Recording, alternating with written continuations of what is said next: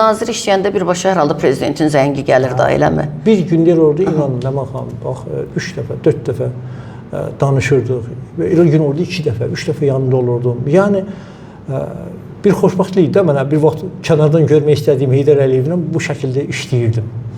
Bu şəkildə bir dəfə fəaliyyətimin lap ilk vaxtlarıdır Salih Məmmədov gedib, mən nazir əvəz eləyirəm. Biraz belə deyək də, idarəçilikdə o qədər dərin də təcrübəm yoxdur da. Belə deyək, İslam Səmimi Etrafı Təmarızların yamanı. Yanımda çox yaxın bildiyim bir köhnədən maliyyə şöbəsi müdiri var. Sistemi də tanınmış adam. Gəlib oturmuşdu yanımda.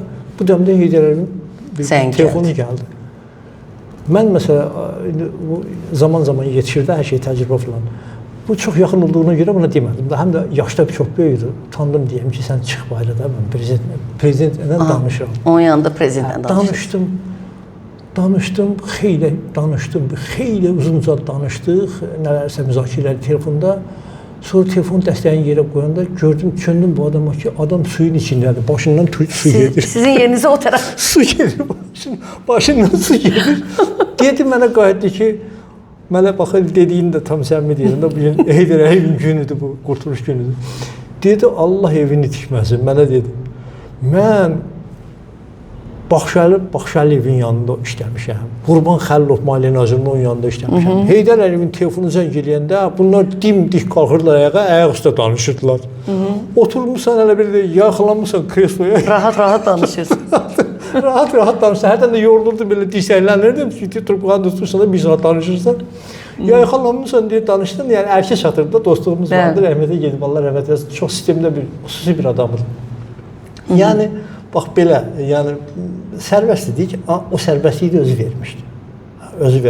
Bəlkə orada sizin də işi bilməyiniz də rol oynayır da.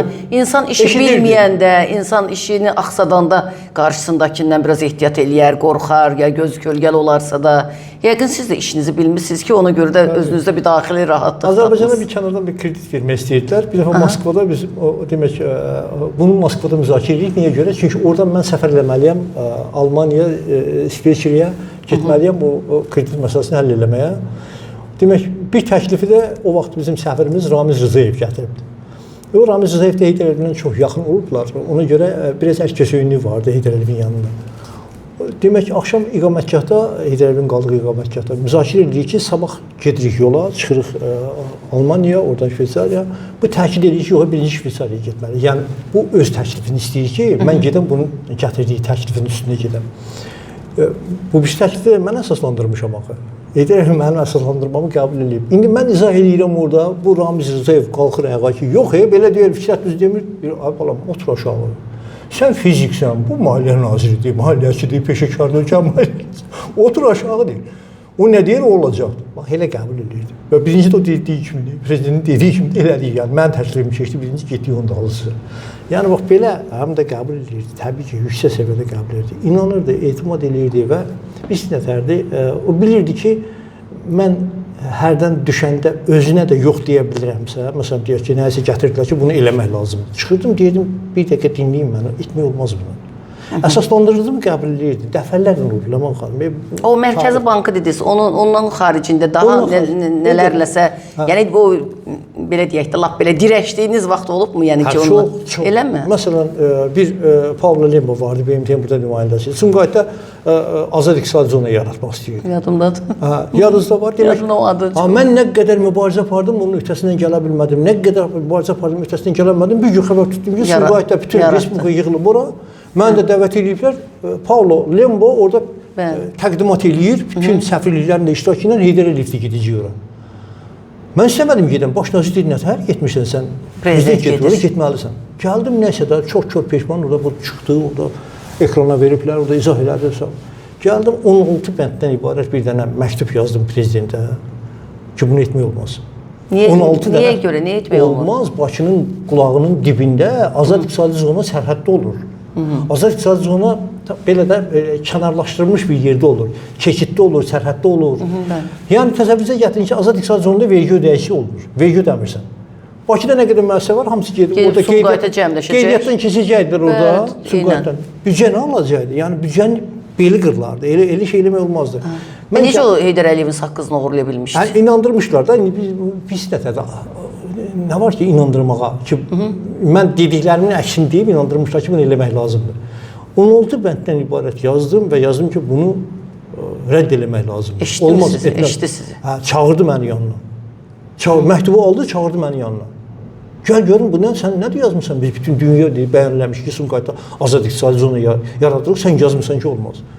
İndi o yazdıqlarımı bir orada mən açdım, bir dedim ki, olmaz bunu etmək. Pavlo Rimbo'nun kitabı bağlandı, şəbəkəsində yığdı, çıxdı, getdi. Azad iqtisadi zonda qutardı. Fikret, mən hərdən fikirləşirəm ki, bugün bizim daha çox problemimiz məhz bax belə deyək, cəsarətli, tutaq ki, prezidentdən çəkinməyən, məsələn, tutaq ki, bunu eləmək olmazsa, olmaz deməyi bacaran kadrlarlandır. Necə düşünürsünüz? Təşəbbüs olmalıdır. Təşəbbüskarlıq bizdə. Düzdürmü? Yəni vəzifəmi itirərəm. Aman da birdən bunu desəm, prezidentin xoşuna gəlməz, kürsümü itirərəm.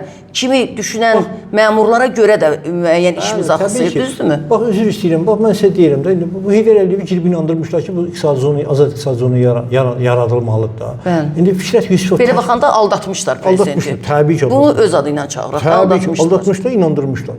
Mən çıxıb Ölkənin Maliyyə Naziri mənə prezidentin olan güvəni fonunda çıxdım, sübut elədim ki, bunu bu orada yaranmır.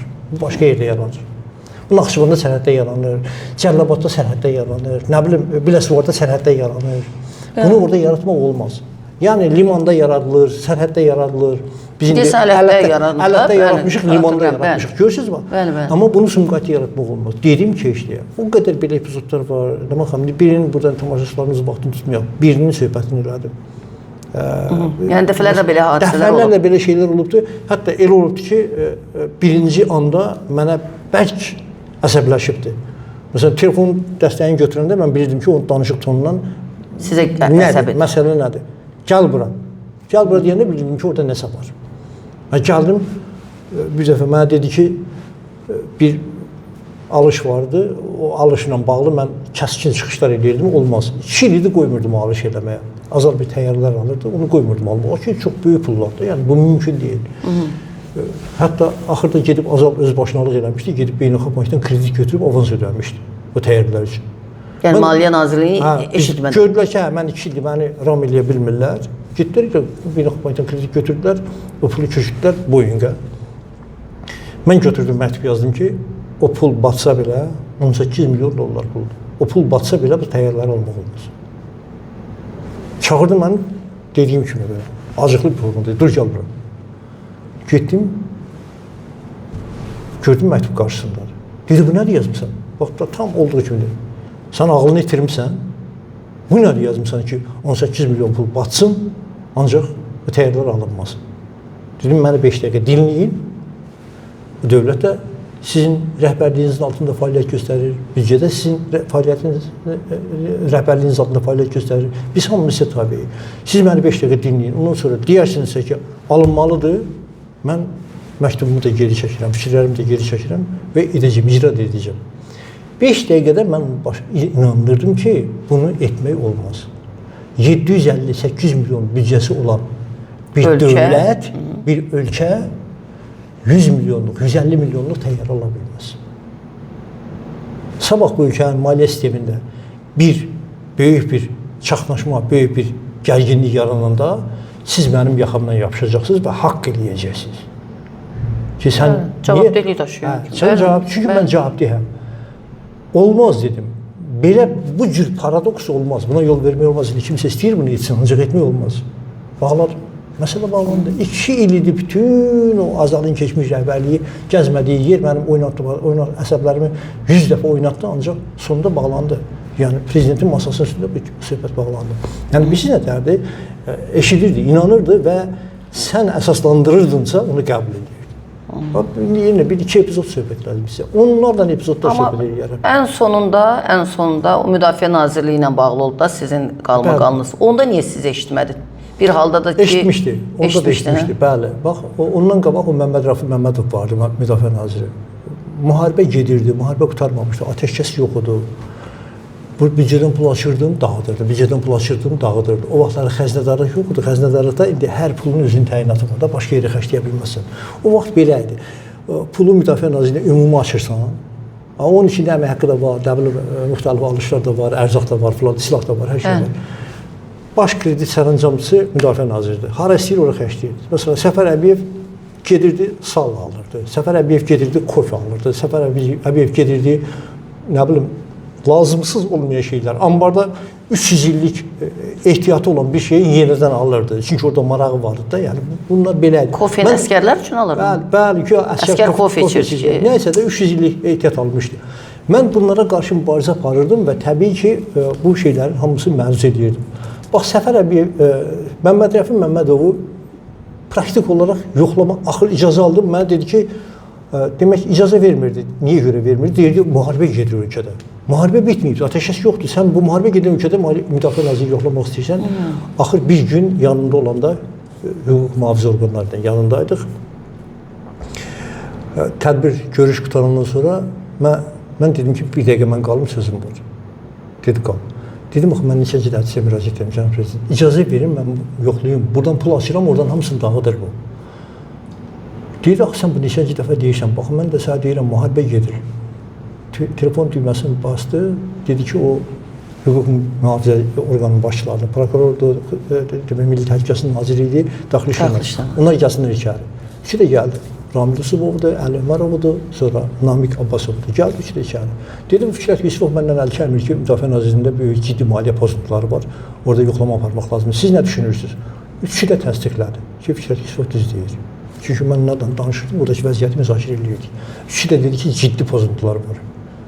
Dedi, yaxşı, siz gedin. Onlar getdi, mən dedim, nəyə yoxlaması? Bütün fəaliyyətini yoxlamaq istəyirəm. Yoxladım, bax, təsəvvürünüzə gətirin. Əslində o yoxlama uzun bir yoxlama olmalıdır. Bir 4 ay, 5 ay fəaliyyət yoxlanmalıydı.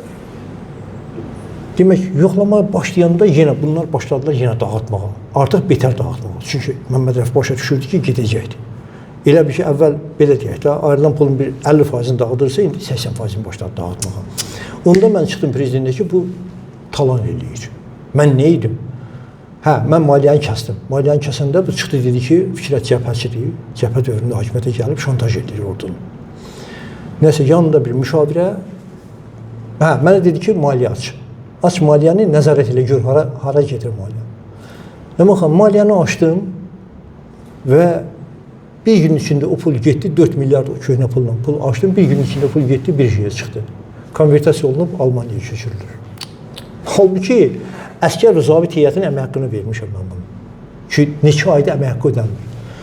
Və mən Mərkəzi Bankdan onu xüsusi nəzarətə götürdürdüm, tutduq bunu, birjada tutduq. Özdə neçə yerə köçüdüblər, buradan oraya, oradan bura, buradan oraya, 3-4 yerə köçüdüblər ki, izi itirsinlər. Pul gəldi birjaya çıxanda tutduq bunu.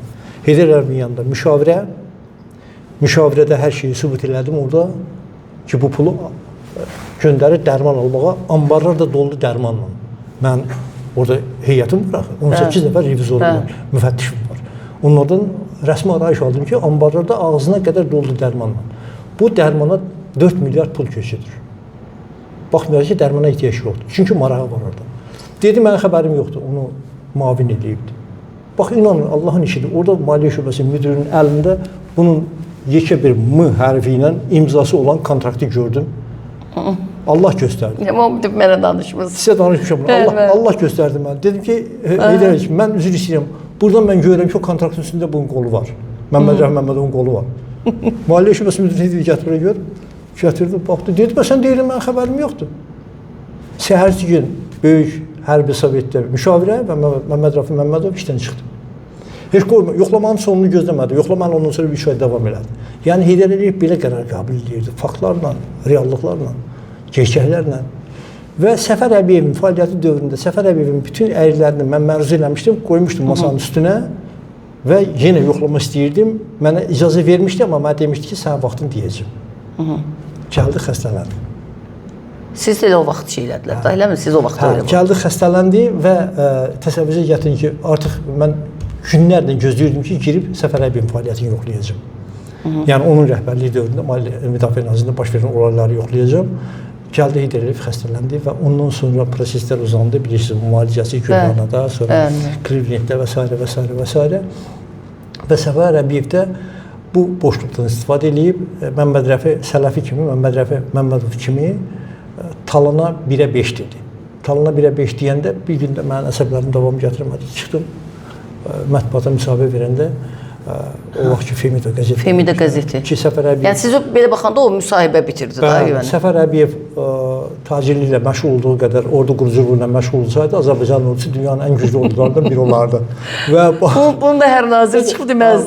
Mümkün deyil. Onu da Fikrət Yusuf deyə bilərdi. Dedim və o yazı çıxdı 6-cı gün bazar günü 4 saat yarım Təhlükəsizlik Şurasında məsələni müzakirə elədim və mən hesab edirəm ki, mən səhv elədim. Yəni mən emosiya qapandım, biraz cavanlıq elədim, etmək olmazdı və təbii olaraq orada da göstəriş verildi bütün o Təhlükəsizlik Şurasının üzvlərinə ki, biz bugün Müdafiə Nazirliyindəki olayları müzakirə etmirik. Biz müzakirə edirik ki, Fikrət Yusuf bu kürsüdə otura nə qədər haqlı idi ki, müxalifət qəzetinin səhifəsində Müdafiə Nazirliyindəki olayları yazsın. Siz özünüzü həm məqamda Elçi bəy hakimiyyətinin naziri kimi apardınız. Yəni mən getdim vəzifədən bax buna görə getdim. Bu yazı o açıqlamaya görə getdim. Çox maraqlı söhbət idi Fikrət müəllim.